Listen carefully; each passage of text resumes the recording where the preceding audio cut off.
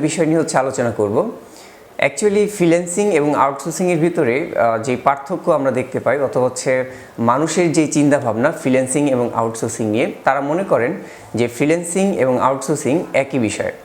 আসলে ফ্রিল্যান্সিং এবং আউটসোর্সিং কিন্তু একই বিষয় নয়। অথবা এরকম হয়, আমরা সামটাইমস শুনি যে ফ্রিল্যান্সিং করে মানুষ অনেক টাকা ইনকাম করে এবং ফ্রিল্যান্সিং করে মানুষ অনেক টাকা ইনকাম করছে। আসলে এই যে ইনকাম করছে, তাদের এই ইনকাম সোর্স অথবা তাদের যেই লিঙ্ক, তারা এটা দেখে অনেকে খুব দ্রুতভাবে শুরু করে নেয় যে হ্যাঁ, আমরা ফ্রিল্যান্সিং একেবারেই সহজ এবং একেবারেই খুব ইজিলি করতে পারবো। বিষয়টা কিন্তু এরকম নয়। এবং কিছু লোক থাকে যারা ফ্রিল্যান্সিং এবং আউটসোর্সিং এই দুইটা বিষয়কে একইভাবে নিয়ে নেয়। তো আজকে আমি আলোচনা করব ফ্রিল্যান্সিং এবং আউটসোর্সিং কি। At first we have to know what is freelancing এবং হোয়াট ইজ আউটসোর্সিং। আমি যদি আউটসোর্সিং নিয়ে আলোচনা করি, এই আউটসোর্সিংয়ের অন্যতম পার্ট হচ্ছে আউটসোর্স।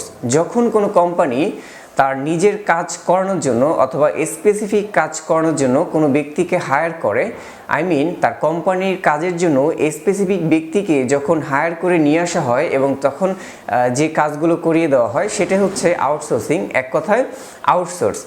আর ফ্রিল্যান্সিং একটা আপনার সেলফ এমপ্লয়েড, এক কথায় আপনি নিজের কাজ নিজেই করবেন।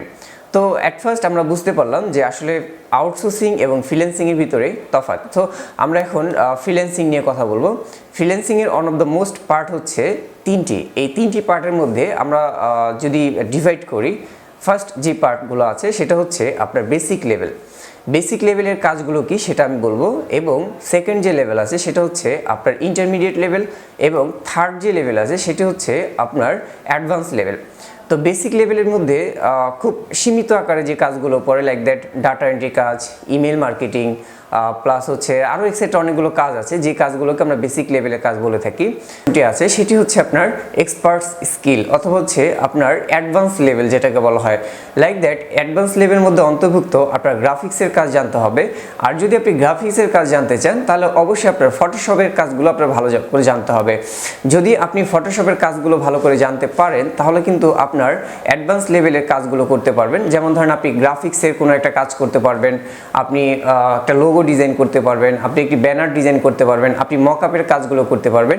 তো এই যে কাজগুলো হয়ে থাকে, এই কাজগুলোই কিন্তু আপনার মূলত অ্যাডভান্স লেভেলের কাজ হয়ে থাকে। সো বন্ধুরা, আপনারা বুঝতে পারছেন যে আপনার আউটসোর্সিং এবং ফ্রিল্যান্সিং দুটি বিষয় এক না। এবং আপনারা যদি ফ্রিল্যান্সিং করতে চান, তাহলে অবশ্যই আপনাদের যেটা করতে হবে, এই বিষয়গুলো মাথায় নিয়ে আপনার শুরু করতে হবে। আর অবশ্যই আপনার কিছু বায়োডেটা আপনার কালেক্ট করে রাখতে হবে। লাইক দ্যাট আপনার এনআইডি কার্ডের যেই স্ক্যানিং আছে, আপনার ব্যাক পার্ট, ফ্রন্ট পার্ট, এই ব্যাক পার্ট এবং ফ্রন্ট পার্টের আপনি স্ক্যান করে রাখতে পারেন, এবং আপনার একটা বায়োডাটা রাখতে পারেন, আপনার একটা প্রফেশনাল জিমেল রাখতে পারেন। এই জিনিসগুলো রাখার মাধ্যমে কিন্তু আপনারা যে কোনো সাইট আছে, লাইক দ্যাট আপনি আপওয়ার্ক বলেন, ফাইবার বলেন, এই সাইটগুলোতে কি করতে পারেন, অ্যাকাউন্ট করতে পারেন। অ্যাকাউন্ট করার পরে আপনার যে স্কিল আছে, ওই স্কিল বেজে আপনি কি করতে পারেন, কাজগুলো নিতে পারেন। কাজগুলো নিয়েই কিন্তু আপনারা কাজগুলো করতে পারেন।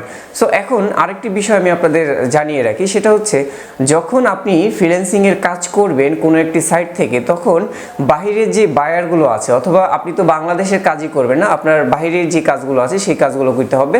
সো সেই কাজগুলো করার জন্য আপনার যেটা করতে হবে, তাদের সাথে আপনার কমিউনিকেট বিল্ড করতে হবে।